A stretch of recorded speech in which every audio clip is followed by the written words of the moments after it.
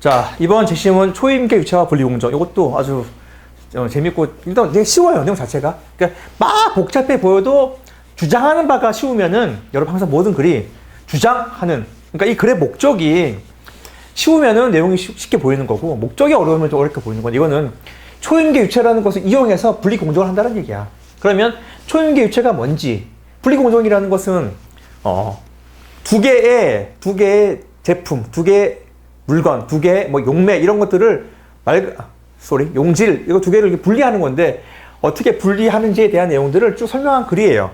그래서 여러분들이 이것을 위해 아주 기본적으로 알아야 될 배경 지식이 있으면은 너무너무 쉬운 글이에요. 스키마라지, 스키마. 뭐 다 누구나 알고 있는 초등학교 때 배웠던 용어들이죠. 용매가 있고, 용질이 있고, 용액이 있어요. 자, 용매는 예를 들면 쉽게 말해가지고 그냥 물이야, 물. 물이야, 물. 용질은 소금. 예를 들어줄게요, 쉽게. 용액은 합친 거야. 소금물. 그래서 녹이는 물질이야. 녹이는 물질. 용매. 녹이는 물질. 용질은 녹는 물질. 용매에 의해서 녹는 물질 두 개가 섞여서 만들어진 용액, 소금물. 이해됐죠? 그러니까 초임계 유체가 용매 역할을 하는 거예요. 얘가. 됐습니까? 얘가 초임계 유체가 되고요. 두 가지가 있는데요. 왜 두 가지가 있냐면 분리 공정하기 위해서는 두 가지의 용질이 들어가야 돼요. 그래서 A, B가 나오는 거야. A, B 중에서 빨리 녹는 것은 추출이 안 되고 늦게 녹는 것은 추출이 되겠죠. 이제 그거에 대한 그 내용이에요. 그 분리 공정은 이 초임계 유체에서 벌어진 이 방식을 설명하는 내용이에요. 그래서 여러분들이 이해하면 좋은 게 뭐냐면, 자, 이거를 이해하기 좋게 선생님이 그림 그려줄게요. 여기에 이제 소금이 있고, 이걸 바꿔보자. 설탕이 있고, 여기에 초콜릿이 있어, 초콜릿. 여기다 이제 물을 넣어. 그럼 이제 용액이 되는 거지. 중요한 거는 물이, 여기서 이제 용매에 해당되는 거겠죠. 설탕, A랑 B가 있다고 쳐요. 여러분, 이거 이해하면 나중에 되게 쉽게 이해됩니다. 그러면은, 우리는 다 동일한 조건, 압력도 똑같이 하나, 동일한 조건에서 뭘 하냐면은 온도를 올려. 온도를 쭉 올리면은, 설탕, 얘가 빨리 녹죠, 그쵸? 얘가 빨리 녹아. 용해가 퍼스트 녹아버려. 그럼 얘는 안 녹는단 말이야. 그럼 얘가 뭐가 되냐면은 초콜릿이 추출되는 거야, 추출. 남는 거야. 무슨 얘기 하겠죠? 온도를 높일 때 중요한 것은 요 사이가 달라야 되겠지. 녹는 온도가 달라야 되겠지. 그러면은 빨리 녹는 놈은 추출이 안 되고 늦게 녹는 놈은 추출된다라는 것이 초임계 유체를 이용한 분리 공정의 대표적인 아주 그냥 심플한 예예요. 어렵지 않지. 그리고 얘는 나올 게 뻔한 게 이 그래프가 얼마나 진짜 이 그래프가 중요한지를 여러분들이 내용 읽어보면 알게 되는데 이것을 통해 가지고 뒤에 문제를 만들었어. 보기 문제. 요거 하나는 무조건 나올 거라고 봅니다. 이 제시문 나오면 그걸 낼 수밖에 없어요. 항상 말하지만 여러분, 약술론술의 트렌드가 구조도를 만들고, 그러니까 말 그대로 전체 내용을 알고 거기다가 이제 키워드를 채워넣는 그런 문제들이 주류고, 두 번째는 과학 경제 제시문은 숫자와 그래프를 가지고 문제를 푸는 게 잘 나옵니다. 너무너무 잘 나와요. 그죠? 여러분, 세 번째는 뭐냐면 이제 실제 여기 제시문에 나와 있는 그 보기 문제들을, 보기를 가져와서 문제를 만드는 것도 잘 나오고, 문학 같은 경우는 특히 뭐 구조도 만드는 건 기본인데 문학 같은 경우는 특히 뭐가 잘 나오냐면은 여러분, 뭐가 잘 나와요? 그렇죠. 해제라는 것은 뭐냐면은 그 문학 제시문을 누군가 전문가가 이렇게 심플하게 해제, 말 그대로 이제 그걸 가지고 정리해 놓는, 분석해 놓는 그런 글들을 가져와. 그래서 그 보기를 가져와서 그 보기에 해당되는 문장, 그 보기에 해당되는 키워드 찾아내는 것이 문제입니다. 그래서 약술론술은 되게 심플하기 때문에 여러분들이 이 문제를 보면서 결국은 출제 연들이 들어가 출제할 수 있는 거는, 제목을 가지고 당연히 문제를 보겠죠. 그리고 나서 여기 나와 있는 특히 과학 제시문이냐 그러면은 과학 제시문에 해당되는 가장 대표적인 것이 시과 그래프 아닙니까? 그렇죠? 이걸 출제를 하려고 눈을 부라리고 계신 거야. 됐죠? 그래서 여러분, 이런 것들을 먼저 정리해 놓고 나서 이 내용들을 파악하면은 글이 좀 더 쉽게 심플하게 보입니다. 안 그러면은 수능 하듯이 공부하면 너무너무 이거를 분석하고 따지다 보면은 디테일한 거 다 하다 보면 이게 1시간, 2시간이 걸리는 거야. 아시겠죠? 우리는 심플하게 나올 것만 공부하는 거예요. 그리고 그 내용을 알면 선생님이 이제 교재에 만들었던 문제를 보시면 알겠지만은 요까지 얘기하고 넘어갈게요. 문제들이 상당히 심플해. 심플하다는 얘기는 뭐냐면 무조건 키워드, 해당되는 문장 찾아내는 것만 여러분 훈련하면 되는 거예요. 그러니까 별거 없어. 문제를 읽어보고 그 문제가 도대체 뭘 묻는지를 찾아내고 그 문장이 이 보기가 어디 문장에 어디 단락에 있는지만 찾아내면 끝이야. 그게 약술논술이에요. 됐습니까? 그러니까 너무 디테일하게 읽으려 하지 마. 그러니까 전체 내용만 구조도를 파악하는 걸로 포커스를 잡읍시다. 초임계 유체와 분리 공정. 초임계 유체가 뭔지.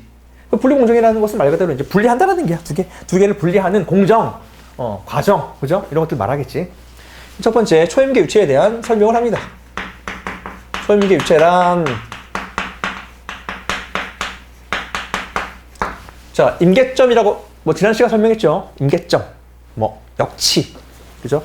꿈쩍도 안 하는 것이 갑자기 딱 그 정도의 힘이나 온도를 가했을 때 움직이는, 바뀌는, 예를 들어가지고 액체가 기체로 바뀌는, 이런 것들을 말하는 거예요.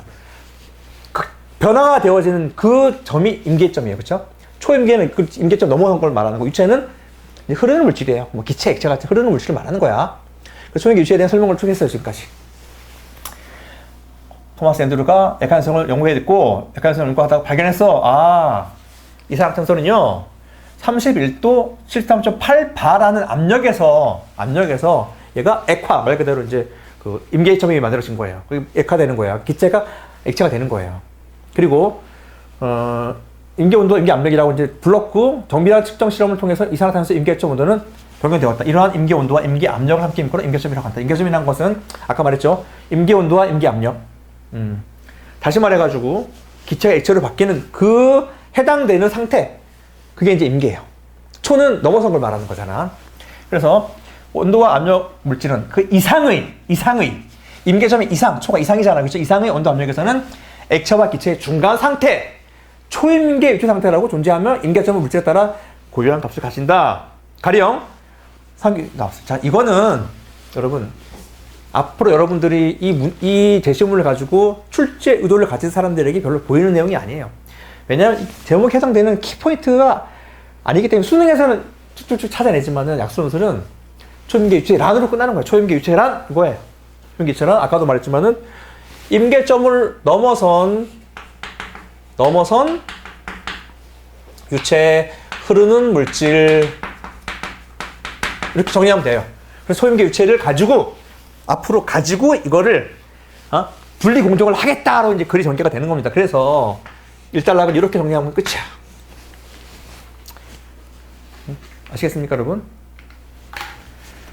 그 다음에 유체 성질 중 가장 큰 영향을 미치는 것이 용매의 밀도이다. 자, 용매의 밀도이다. 자, 물의 밀도. 초임계 유체의 밀도를 말하는 거야. 유체가 가지는 단위 부피당 질량을 뜻하며 밀도는, 그쵸? 기본이죠.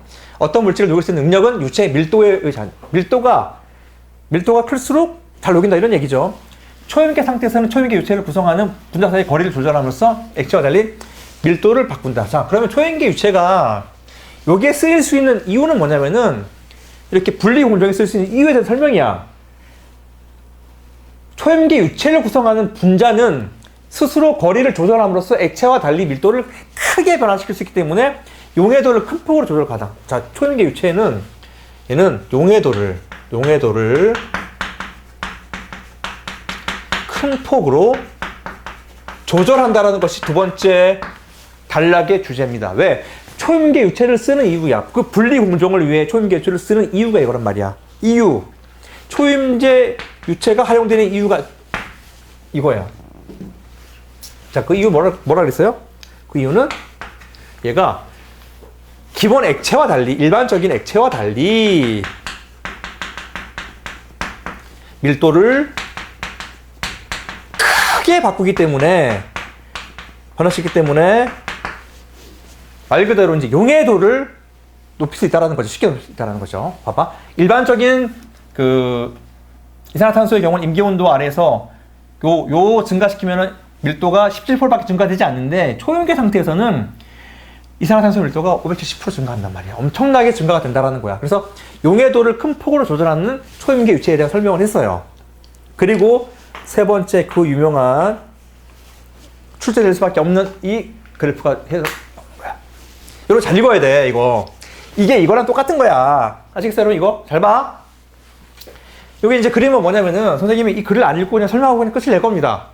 왜냐하면 글을 읽으면서 여러분들이 따라가면서 기억하지 말고 지금 약수논술은 제시문을 알고 시험장 가는 것 아니니까. 그럼 이 그래프만 그냥 이해하는 것 아니에요. 봐봐. 초임계 유체 안에, 초임계 유체야. 여기 안에 A가 있고 지금 B가 있는 거예요. 여기가 초임계 유체가 된 거야, 이제. 자, 그러면 B는 뭔 얘기냐면은, A라는 말 그대로 이제 용질이 있는 거고, B라는 용질이 있는 거야. A는 여기서 나왔는데, 온도를 높이는 거야. 온도를 높이는 그래프예요, 지금 이게. A의 온도를 높인 거야. B도 또 온도를 높인 거야. 그래서 압력은 그대로 쭉 진행될 때, 온도를 높이니까, A는 여기 역전점 왼쪽, 여기서는 알겠지만은 잘 안 녹아. 잘 안 녹아.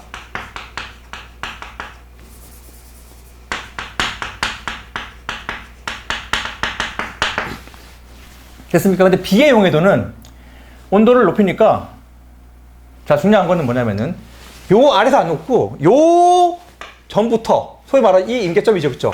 여기서부터는 잘 녹아. 그 얘기가 지금, 얘기가 자체가. 여기가 잘 안 녹아. 여기가 잘 녹아 이렇게 되는 거야. 아이고, 쏘리. 잘 녹아 이렇게 되는 거예요. 잘 녹아. 그러면은, 어떤 점에서, 압력에서 누가 더 빨리 녹니? 누가 더 빨리 녹아요, 지금 현재? 온도를 높이니까. 봐봐. 얘가 지금 안 녹잖아. 안 녹는다고 지금 B가 빨리 녹은 거야. B는 녹아가지고 쭉 간 거잖아. 그치? 용에다가 올라가니까. B는 녹았단 말이야. B는 요 사이에서 B가 빨리 녹는다. 어렵지 않죠? B가 빨리 녹아. 얘가 여기서 A네. 그치? 바뀌었네. 얘가 빨리 녹으니까 그러면은 누가 추출돼? A가 여기서는 요 사이에서는 A가 말 그대로 추출되는 거야. 안 녹았으니까. 그 얘기예요. B가 빨리 녹으니까 요 사이에서는, 여러분 역전점이라는 것은 아까도 말했지만은 온도를 바꿀 때 갑작스럽게 용에다가 바뀌는 지점을 말하는 건데요. 중요한 거는 그래프를 해석하는 거야. 그래서 B가 빨리 녹는다, A가 추출된다라는 것에 대한 해석이에요. 이게 여러분 출제될 수 있는 내용이고요. 거기에 대한 설명을 이렇게 길게 한 거야. 뭐 압력에 대한 의존성이 쭉 나왔는데요. 그런 내용들을 여러분들 이해하지 말고 지금은 요거만 먼저 이해하세요. 그 다음에 글을 다시 한번 읽어보세요. 선생님이 이 글을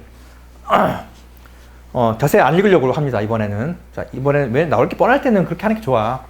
됐습니까? 그래서 초임계 유체를 이용해서 우리는 분리 공정을 해야 된다라는 것이에요. 왜 분리 공정이 되어지는 분리 공정의 절차를 설명한 거야. 그리고 시험에 나온다 그러면 이 그래프가 나오는 것이 아니고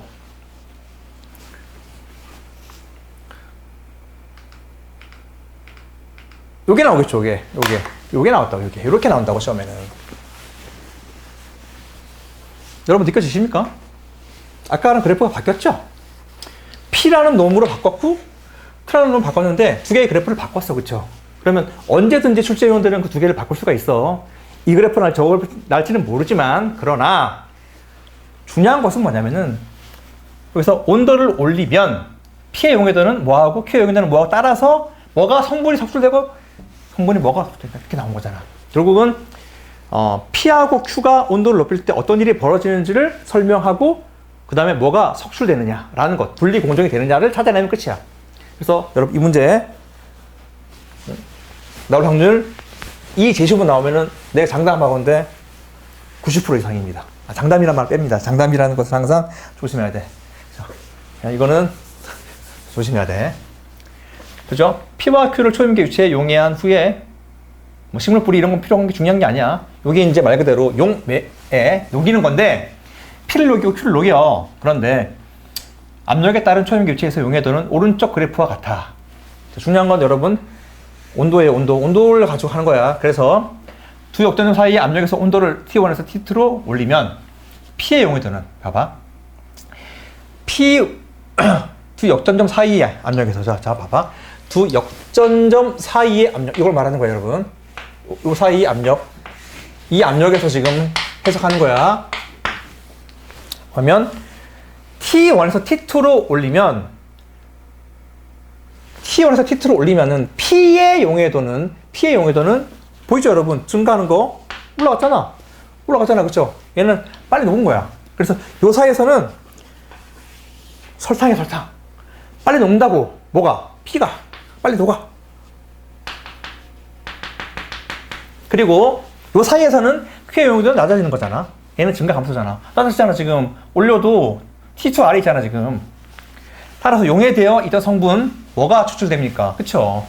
Q는 안 녹았다고. 지금 P가 녹았잖아. 그리고 T1으로 낮추면은 그 다음에 이제 P가 되겠죠. 그쵸? 됐습니까? 안 녹는 게 석출이 되는 거야. 됐죠? 어렵지 않지? 그래서 여러분들이 용해도를 그래프를 보면서 어떤 게 녹고 어떤 게 안 녹는지를 찾아내면 끝이에요. 알겠습니까, 여러분? Q가 석출되는 이유는 안 녹았잖아. 지금 Q가 안 녹았잖아. 밑에 있잖아. 안 녹았다고. 얘는 지금 녹았잖아. 이게 T2가 위에 올라갔으니까 잘 녹는다는 얘기 아닙니까? 잘 녹는다. 안 녹는다. 잘 녹아서 얘는 사라졌으니까 얘가 석출되는 거지. 그러니까 이렇게 여러분 생각하시면 되고, 요것은 사실은 요 커피 내용만 잘 이해하면은, 커피랑 설탕을 이용하면은 아주 쉽게 이해되고 문제 날 것은 뻔하다. 이거 외에 특별한 키워드를 묻거나 디테일한 묻는 문제들은 출제될 확률이 아주 상당히 낮다. 마치겠습니다.